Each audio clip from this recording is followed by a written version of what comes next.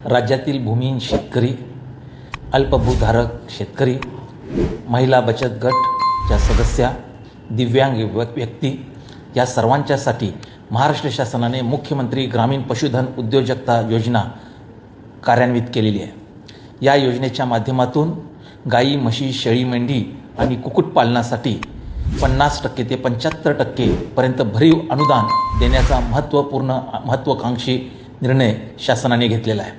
यामुळे ग्रामीण अर्थव्यवस्थेला तर चालना मिळणारच आहे, त्याचबरोबर ग्रामीण भागातील बेरोजगार तरुणांना देखील एक मोठी अपूर्व संधी उपलब्ध झालेली आहे, जेणेकरून आपले शेतकऱ्यांना देखील आपलं शेतीच्या माध्यमातून व या जोडधंद्यातून आपलं उत्पन्न दुप्पट करण्याची एक अपूर्व संधी प्राप्त झालेली आहे। तर या योजनेचा जास्तीत जास्त नागरिकांनी लाभ घेऊन आपली ही प्राप्त झालेली सुवर्ण संधी कोणत्याही परिस्थितीमध्ये न दवडता आजच प्राप्त करून घेण्यासाठी कार्यान्वित व्हावं, असं मी आयुक्त पशुसंवर्धन म्हणून सर्व नागरिकांना, विशेषतः शेतकऱ्यांना आणि महिला बचत गटाच्या सदस्यांना मी आवाहन करीत आहे।